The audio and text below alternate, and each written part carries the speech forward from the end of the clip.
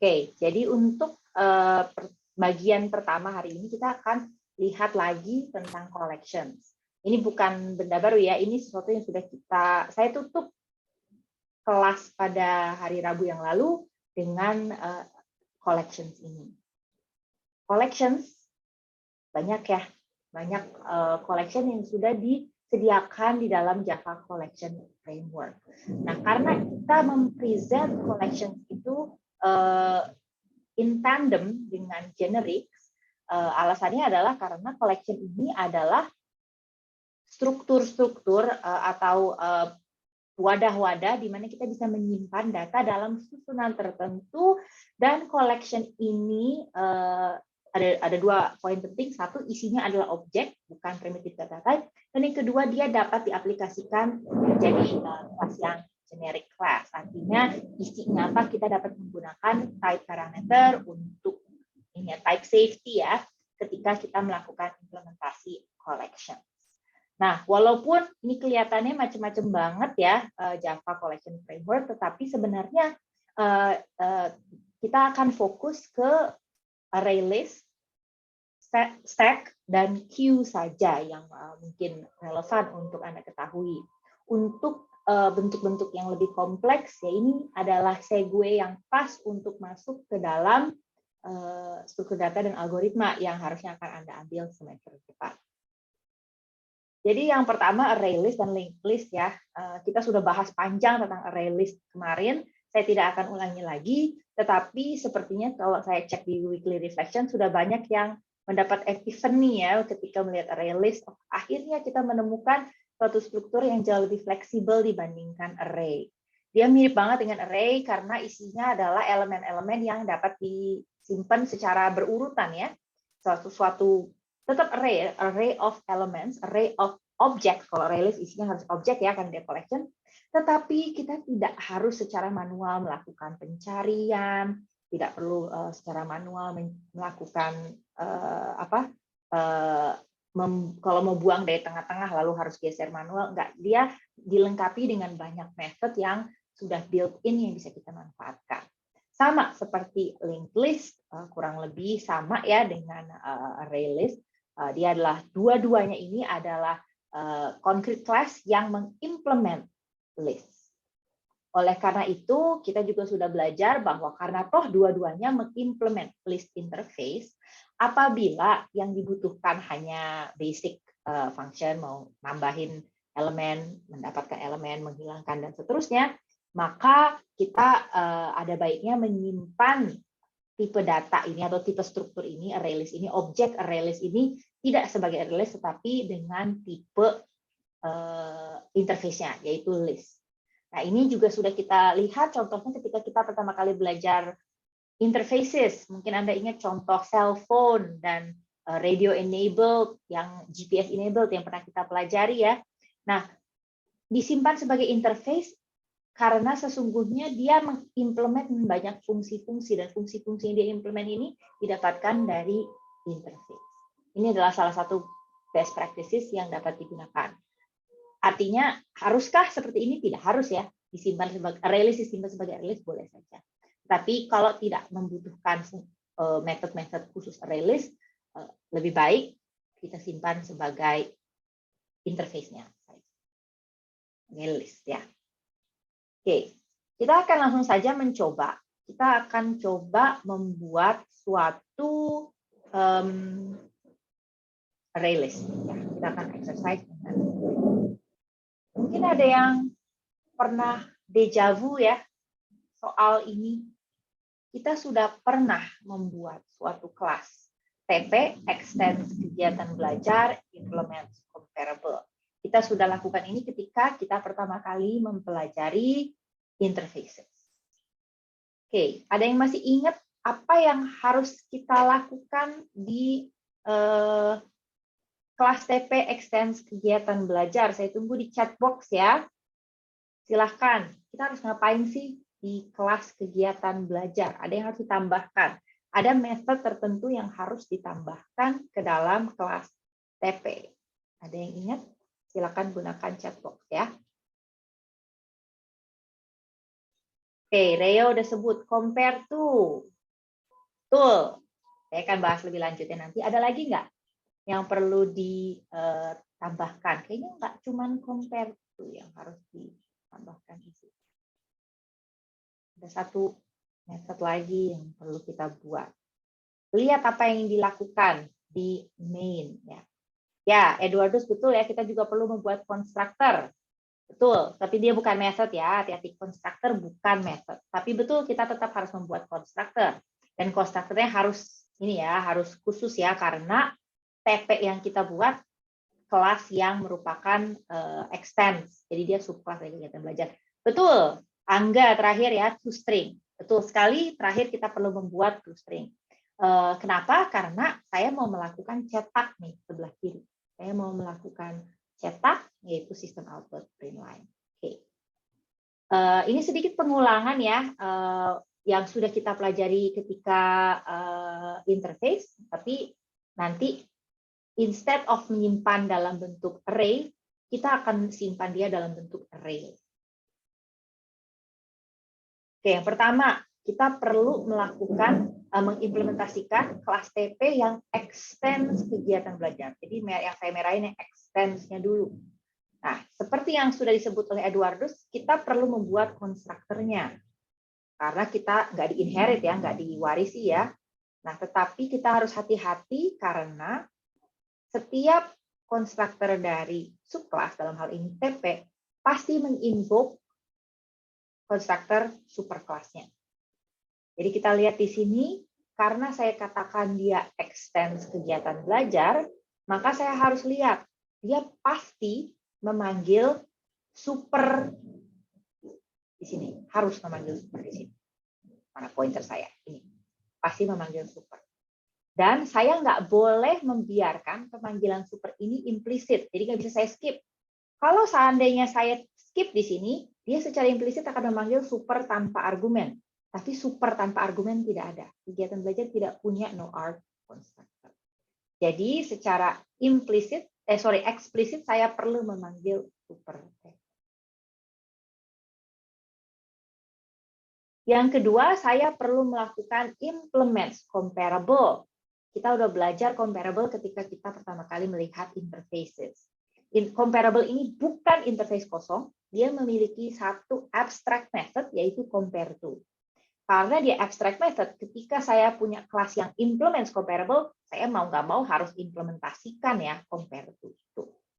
Nah, dalam hal ini saya perlu membuat suatu method yang method compare to yang akan membanding-bandingkan objek yang ada. Jadi dalam hal ini objek TP. Jadi comparable type parameter. Sekarang kita udah tahu ya itu kurung siku artinya apa. Dalam hal ini kita perlu membuat compare to mohon maaf. Kita perlu membuat compare to dalam bentuk TP. Oke. Jadi seperti ini kita perlu melakukan compare to dan kita perlu mengembalikan nilai negatif jika lebih kecil daripada yang dibandingkan, 0 kalau sama, atau positif kalau lebih besar. Nah, ini masih contoh yang kompleks ya sebetulnya. Kalau saya nggak salah ingat, dulu sudah dibantu oleh Marcellinus ya, ketika kita pertama kali belajar ini, emang harus -1 atau 1, Bu? Enggak ya, yang penting negatif dan positif. Jadi akhirnya kita bisa melakukan this number minus that get number. Lalu yang terakhir yang dilakukan di dalam main ini ada print line. Nah, kalau di sini saya bisa langsung print. Saya tidak perlu looping ya, karena dia array list. Array list sudah punya method toString.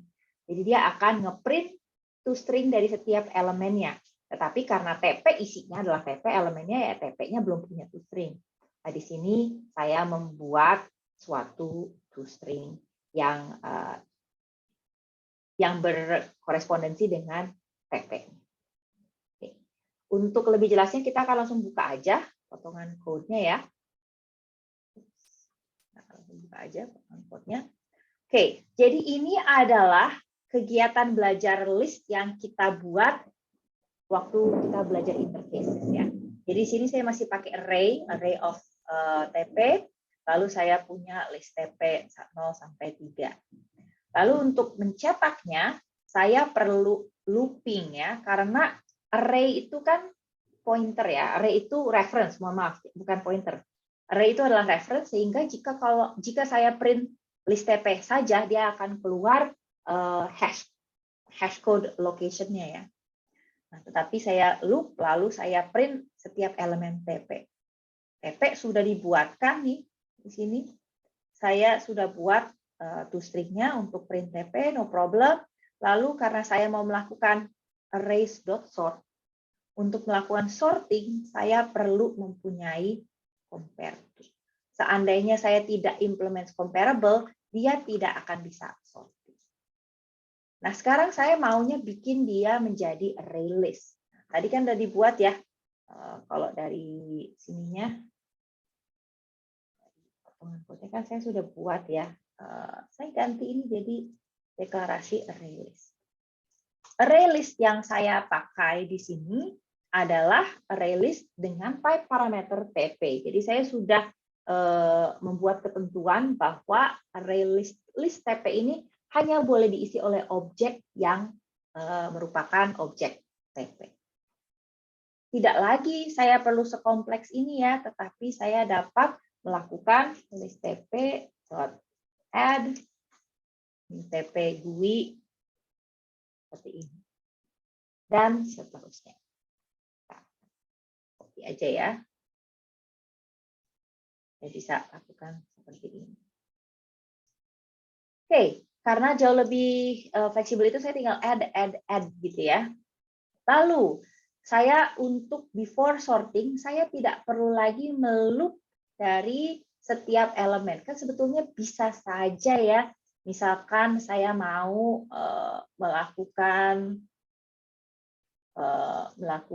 list TP dot get gitu ya. Kita coba dulu ya, get i gitu ya. Boleh saja sih sebetulnya saya lakukan.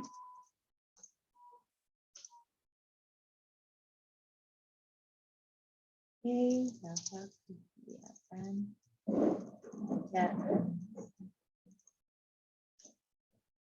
Oh, what's wrong here? Oh, sorry, ini typo, nggak sampai selesai ya, saya ngopi baris yang sini.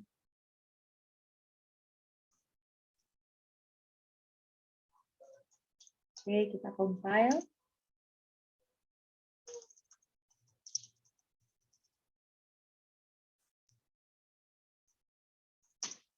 Oke. Oh, sorry, kayaknya index out of bounds. Oke, nah di sini saya bisa langsung cetak karena saya ngeloop satu-satu ya. Tetapi sebetulnya saya nggak perlu melakukan itu. Langsung saja saya bisa lakukan print list TP. Hanya saja dia akan keluar secara horizontal ya layoutnya ya. Jalankan. Nah, seperti ini. Dia akan keluar seperti ini. Karena kelas ArrayList sudah punya toString. toString-nya ArrayList akan memanggil toString dari setiap elemennya. Nah, elemennya TP sudah punya toString sekarang. Oke. Lalu, karena ArrayList itu adalah collection, saya juga dapat melakukan sorting dengan menggunakan collections, I think pakai S ya. Lalu saya bisa panggil sortnya, list TP. Ini. Lalu saya bisa cetak setelah disorting. Ini kita compile, kita jalankan. Nah, dia berubah sesuai dengan apapun yang tadinya kita mau bandingkan di sini sepertinya nomor ya yang dilakukan ya kan, nomor yang dilakukan. Jadi dapat dilihat bahwa dalam hal ini kita ubah bentuk strukturnya dari tadinya array jadi array list. Tetapi untuk sortingnya, baik arrays maupun collections, dua-duanya memiliki method sort. Untuk menginvoke method sort, kita akan butuh implement comparable di objeknya dan menyediakan suatu mekanisme untuk membanding-bandingkan urutan objek. Oke, saya akan pause sampai di sini dulu. Apakah ada pertanyaan?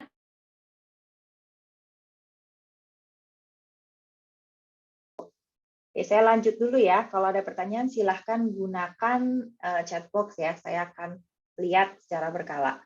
Oke, karena sekarang kita sudah menggunakan array list, kita tahu bahwa ada banyak sekali metode-metode tambahan yang mungkin bisa kita manfaatkan di dalam array list. Contohnya, misalkan saya ingin melakukan mau cek apakah, nah ini tidak semudah ini karena yang harus dikirim ini adalah objek ya. Coba kita akan buat, kita akan cek dokumentasi array list. Apa saja yang bisa kita buat, kalau nggak salah contains. Nah, saya bisa mengirimkan objeknya ya untuk ngecek apakah ada atau enggak. Coba deh, saya penasaran apakah mungkin saya buat seperti ini misalnya search ini. Nah kan kalau saya bikin dua objek yang berbeda kan dia technically a different object ya, technically objek yang berbeda ya. Kita coba. Saya mau tahu apakah saya bisa melakukan itu ya. Jadi di sini saya buat suatu TP baru yang isinya sama persis kayak ini ya, sama persis kayak si objek yang ini. Dan saya mau tahu, apakah ini nggak usah sorting deh. Saya mau tahu apakah objek yang seperti ini sudah terdapat di dalam TP list saya, list TP saya. Coba ya.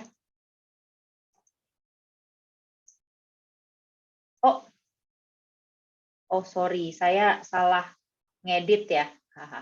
Oke, kita pakai yang baru deh kalau gitu.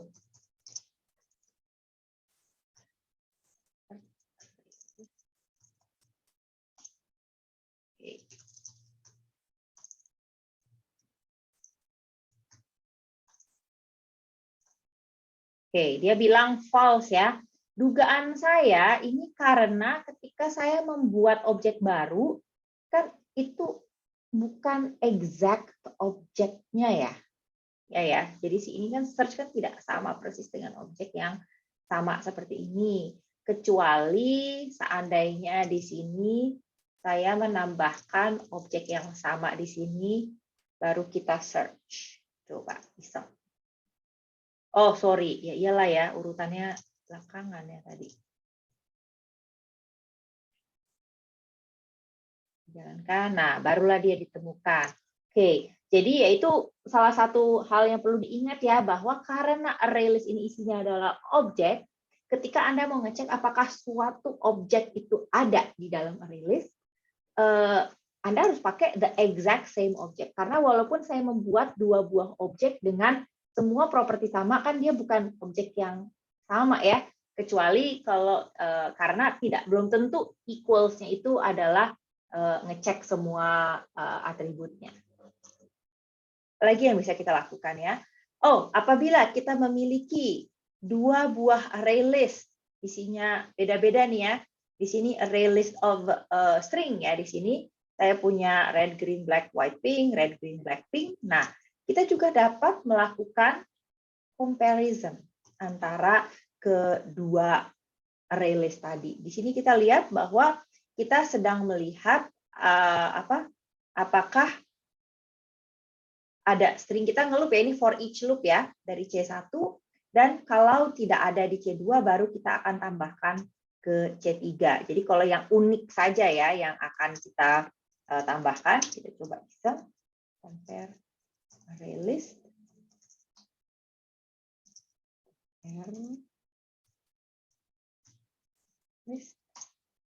Kita akan lihat bahwa ini yes, ada, tidak ada, dan ada ya, ada, tidak ada, dan ada.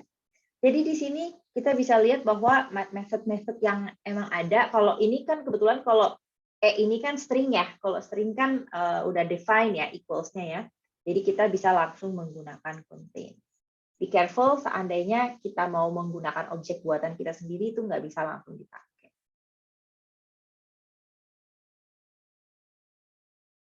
Oke, itu untuk array list. Saya rasa kalian semua udah pernah nyoba ya sebelumnya ya. Even sebelum kita mempelajari array list di kelas, kayaknya udah banyak yang udah nyoba-nyoba.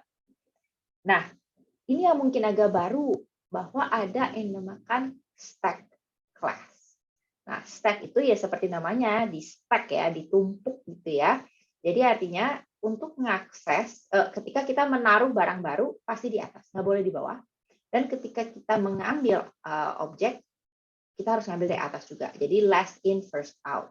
Nah, ini mirip dengan yang udah kita pelajari ketika kita belajar recursion. Karena stack of panggilannya itu, calls-nya itu adalah bentuknya stack. Jadi yang paling pertama dipanggil justru di paling bawah dan paling terakhir dieksekusi. Makanya ketika kita belajar rekursi, yang kecetak, ya misalnya ada print gitu ya, dia akan kecetak paling terakhir. Oke, kita akan lihat contoh dari stack ya. Apa saja sih yang bisa kita manipulasi dengan suatu stack ya. Jadi di sini yang paling simpel dulu, kita punya banyak elemen ya. Saya punya suatu stack, lalu saya tambahkan 10, 20, 30, 40, 50. Lalu di sini saya akan akses satu persatu. Seperti tadi kita sudah bahas, kalau stack kan yang paling terakhir dimasukkan, yang paling pertama keluar. Jadi dalam kasus ini, misalkan saya akan stack seperti itu.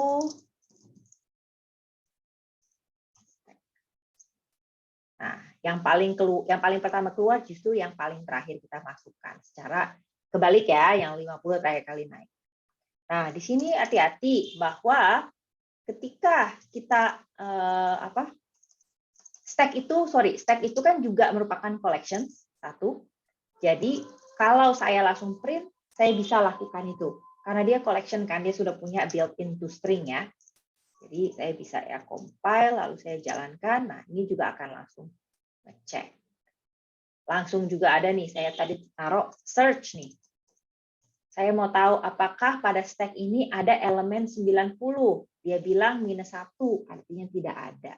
Seandainya saya lagi nge-search 20 juga bisa. Saya bisa, ya, dia akan memberikan 4, yaitu lokasinya ya. Jadi kalau misalkan penasaran seperti biasa, your best friend itu adalah ini ya. Sorry, where are we?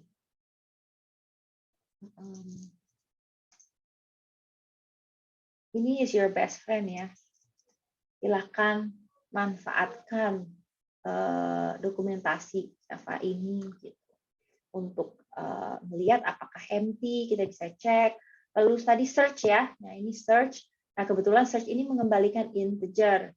Kalau misalkan -1 artinya nggak ada. Tapi kalau enggak, ya dia akan mengembalikan lokasinya. Jadi bukan contains true or false, tapi lokasinya di mana. Lalu kita juga bisa menggunakan method pick ya. Hati-hati, di sini saya memiliki suatu method yang dinamakan pick. Artinya ya sesuai namanya, diintip ya. Beda dengan pop di mana saya lihat paling atas lalu saya buang elemen paling atasnya. Ini cuma saya intip doang. Jadi seandainya saya nge-pick, dia tidak akan mengubah stack saya. Gitu ya. Stack saya 10 sampai 50. Ketika saya intip, dia akan melihat yang paling atas aja, yang paling atas itu 50, tetapi dia tidak merubah stack-nya setelahnya. Beda seandainya saya memanggilnya pop. Karena kalau pop nggak cuma saya lihat paling atas itu apa, tapi saya juga membuangnya. Jadi setelah dilakukan pop, maka di sini akan berkurang elemen paling atas. Itu untuk stack.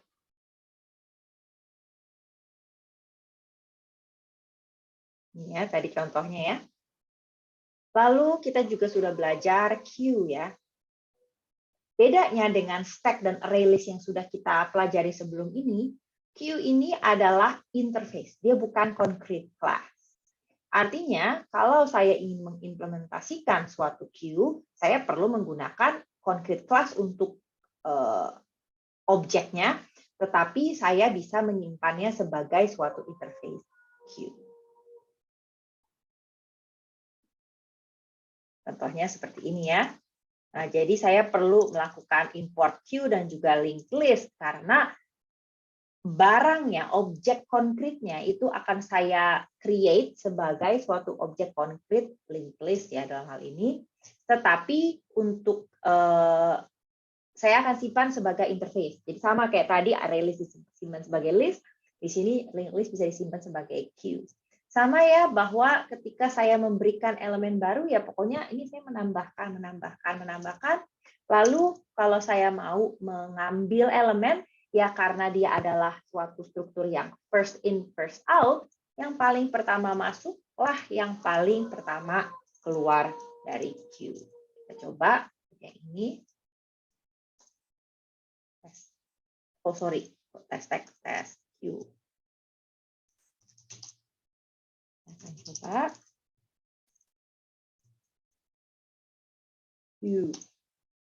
Nah, dia akan mengambil elemen baru dari paling pertama ditambahkan dulu 10, 20, 30, 40. Dan untuk tahu ada apa lagi sih yang bisa kita lakukan, tentu saja saya sarankan untuk membaca dokumentasinya ya. Apalagi sih yang bisa dilakukan? Nih, dia bisa melakukan remove tuh. Lalu kita juga bisa poll. Nah, ini juga pick sama ya. Kita juga bisa pick. Kalau seandainya saya pick, artinya saya tidak menghilangkan yang elemen paling pertama, tetapi kalau misalnya saya remove, artinya saya menghilangkannya. Kita akan coba ya. Saya biar nggak ini, saya copy dari sini aja ya. Coba. Jadi untuk queue-nya ini, kalau seandainya saya pick,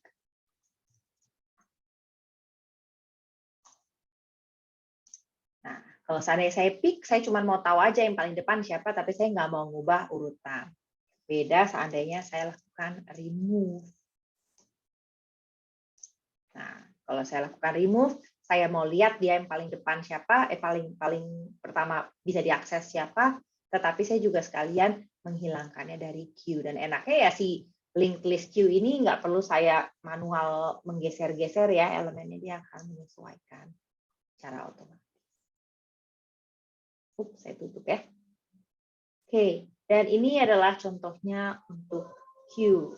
Sekali lagi, kita fokus kepada 3 bentuk yang tadi ya, yaitu list, baik itu array list maupun linked list. Itu ini ya, sangat straightforward. Saya nggak perlu jelasin untuk apa kita bisa menggunakan array. Kalian semua juga tahu lah, sudah pernah menggunakan array. Ya kurang lebih array list maupun linked list bisa melakukan hal yang sama. Tetapi untuk stack dan queue mungkin implementasinya itu untuk apa? Ini ada beberapa contoh. Dan sekali lagi ini adalah pengantar ya. Jadi linked list, stack dan queue itu adalah yang cukup sederhana lah menurut saya.